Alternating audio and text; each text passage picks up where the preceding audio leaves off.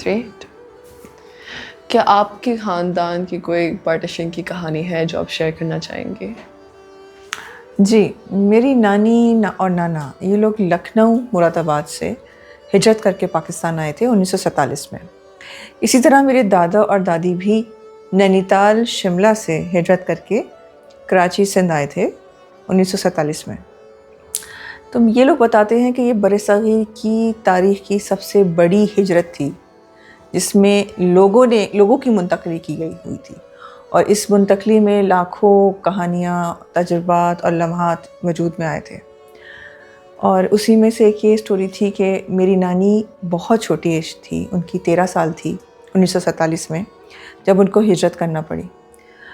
तो उस टाइम उनके पेरेंट्स को ऐसा लगा कि इस टाइम हमें अपनी बेटी की शादी कर देनी चाहिए या निकाह कर देना चाहिए, और उसके शौहर के साथ उसको ट्रेन में बिठाना चाहिए, क्योंकि उस टाइम छोटे छोटे फ़िरके बन गए थे और लड़ाइयाँ स्टार्ट हो गई थी, दहशतगर्दी स्टार्ट हो गई थी, और इसमें सब शामिल थे, छोटे फ़िरकों से लेके बड़े मुसलमान, हिंदू, सिख भी।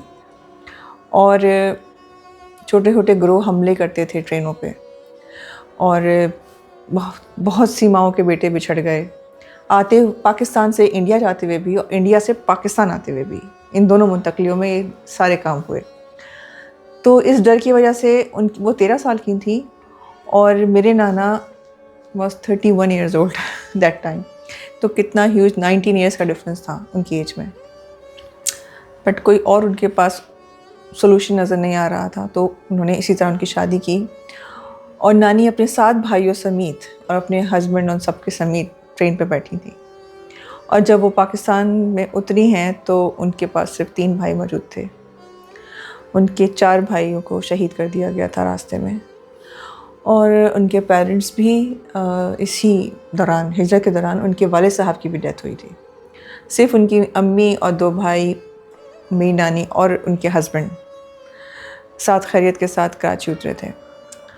और फिर वहाँ से एक नई कहानी उन्होंने जन्म लिया।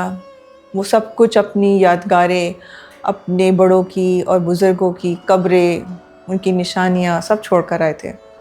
तो उनके पास तो खाली हाथ मतलब पहुँचे थे, सिवाय उनके पास क्वालिफ़िकेशन की कुछ डिग्रियों की और कुछ पेपर्स के, और कुछ नहीं था। बट अल्हम्दुलिल्लाह उन्होंने वहाँ से एक नया स्टार्ट लिया, गवर्नमेंट जॉब की, सुबह शाम मेहनत हुई, और अल्हम्दुलिल्लाह एक ख़ास मकाम बनाया। बट वही था कि आपको स्क्रैच से स्टार्ट करना था। जो भी मुहाजिर हिजरत करके आए थे वहाँ से यहाँ तक, या यहाँ से पाकिस्तान से जो इंडिया गए थे, सब लोगों ने स्क्रैच से स्टार्ट किया।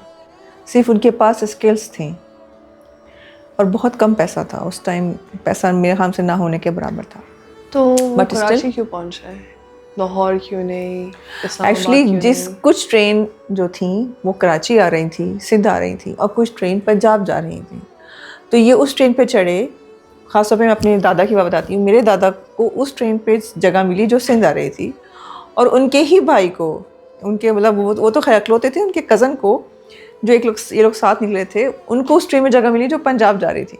तो आज भी वो वाले भाई पंजाब में ही सेटल हैं, और मेरे दादा सिंध में सेटल हुए। अब तो खैर वो 4-5 साल पहले उनकी डेथ हो चुकी है। बट ये है कि जो पंजाब की ट्रेन में बैठे थे वो पंजाब में सेट हैं, और जो सिंध की ट्रेन में बैठे थे वो आज भी सिंध में सेटल्ड हैं। जी। तो क्या आपके ख़ानदान वालों कभी वापस गए थे अपनी यादों को तलाश करने के लिए? मेरी नानी 2 दफ़ा गई थी इंडिया वापस अपने कज़न्स के पास, और वो बहुत एक्साइटेड थी। मुझे याद है मैं बहुत छोटी थी, और वो ट्रेन से गई थी, क्योंकि उस टाइम वही अलाउड था शायद। और एक्चुअली ऑन एंड ऑफ ये रूट्स ओपन होते हैं, और फिर पॉलिटिकल इश्यूज़ होते हैं तो फिर दोबारा क्लोज़ हो जाते हैं। तो जैसे ही ओपन हुए थे तो एक दफ़ा मेरी नानी गई थी मुरादाबाद अपने कज़न्स को मिलने और अपने घर को देखने। वो उनकी कज़न्स क्यों नहीं आए कराची उनके साथ? उस टाइम शायद उनको मुनासिब नहीं लगा होगा आना, या डिफरेंट पॉइंट ऑफ व्यूज़ हो सकते हैं। I don't know. शायद अपने घर को भी नहीं छोड़ना।